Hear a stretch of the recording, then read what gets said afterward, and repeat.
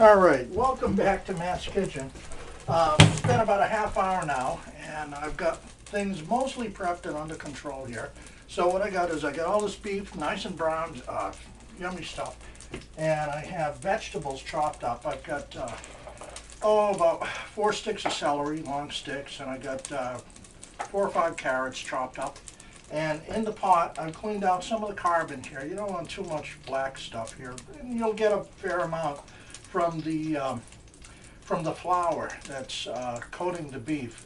Some of it will flake off and will brown, a little too much. So it gets a little rough going at the very end when you're cooking.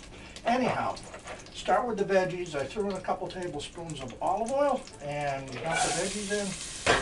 And we're gonna stir them around just a little bit. Let them cook in oil for a couple of minutes. Onion, I almost forgot the onion. Never forget the onion. So I got this nice yellow onion. To chop these, people have such a hard time with onions. I don't understand. They try to chop them whole and they go rolling around. They cut their fingers off and the stew tastes awful. What you do is you chop it in half, and then you can dice and do whatever you want. So that's what I'm going to do right now. Is I'm going to slice up this onion, and I'm using a really neat knife that I picked up in Paris, and what's neat about it is it was dirt cheap. It's made by a company called Bodum. They make coffee pots and stuff like that, French presses.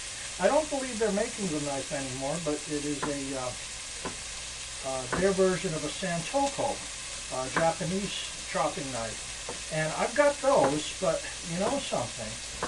The big problem that I run in with those is they're thick. They've got a very thick blade. I've got a real nice high-end one right here, made by, who is this, Henkel's. But the blade is just too damn thick. This thing is nice and light, weighs nothing, has a wooden handle. This weighs about 6 pounds, you know. You can saw through an oak tree with this, but this one's better for cooking.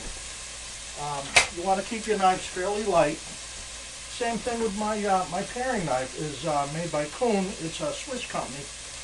Paper thin, real El Cheapo. I bought it at Marshall's or something like that. It's got a lot of carbon in it, and it sharpens up nice. And the nice thing about, if you get the right blade, hold on, let me just dump these onions in here before I finish my little spiel about knives, and I will show you. Give them a good stir. Okay, here's another weapon of the kitchen that no one knows what to do with. It's called a steel, right here, sharpening steel. And all it is it's a round file. And all you need this to do is to knock the edges off of the blade. So all of a sudden you get a nice sharp blade. If you have a stainless steel knife, it works terrible. It's not good at all. But if you have a high carbon steel knife, it works great. The thing is that you never have to sharpen them. Just remember to touch them up. And you don't have to go, you know, like the fancy chefs on TV. Just, you know, that way, this way, that way, this way. Just like you're carving a stick, you know, a piece of wood or whatever. And light, very, very light. And at the end, you always want to wipe it. Make sure there's no metal chips left.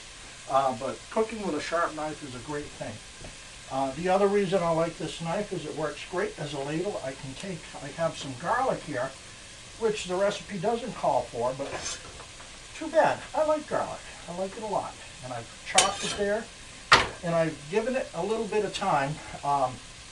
Garlic's got all these great natural healing properties, and it's supposed to stop cancer and all that neat stuff, but if you read the fine print, none of those chemicals are really active until the garlic's introduced to air. So if you take a clove of garlic, only the outside is introduced to air. The oxygen doesn't get to whatever super healing chemicals are in it, and it doesn't work. So it's a good idea to cut your garlic and let it sit for a couple of minutes.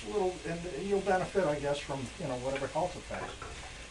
The other thing about garlic is it loses those oils fast. So unless you're planning on covering it quick, throw garlic in at the very last if you like a heavy-duty garlic taste. Otherwise, it's a nice flavor anyhow. And I don't want it overwhelmed, so we got these veggies in here. I'm going to crank it up a little bit and see what's next on our list. I have, right here I have my barley. Out of all this, I got 3 pounds of beef and I got half a cup of barley. So this stuff must swell up something incredible, I guess. We'll see. But I'm going to put that in. I'll put some beef stock in. Let me see what else the recipe here calls for. White sugar, which sounds like a neat idea, and chopped stew tomatoes. So I got a can of Stop and Shop diced tomatoes. Really good, not bad, surprisingly. And I've got these nice mixed veggies that I'm going to throw in there.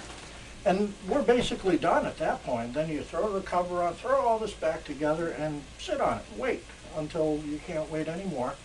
I should be throwing a bay leaf in there, but I was never really convinced that bay leaves add that much to the flavor, and I generally don't have them. I'm not sure if I have them. If I do, they're old and brown and crinkly somewhere. But we'll give it a shot, and probably in about 3 hours or so. Let's see, it's 3:30 now, so yeah, give or take about 7 o'clock or so, we're going to sit down and we're going to eat this stuff. Amy's soup. Oh, almost forget, to give it the authentic French touch. We're going to throw in some wine. Now, I've got some wine here. Big giant thing, 2 liter, 1.75, who knows, it's a giant honking bottle of El Cheapo wine that we had for Christmas, and it was really good too. This is Cabernet Sauvignon.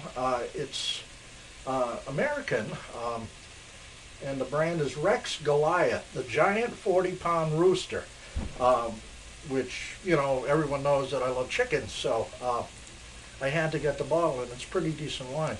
So rather than throw a cup of beef stock in here, I'll take one, because it has like 3 or 4 cups of beef stock, and substitute a cup of wine, and that should kick it up a little notch too.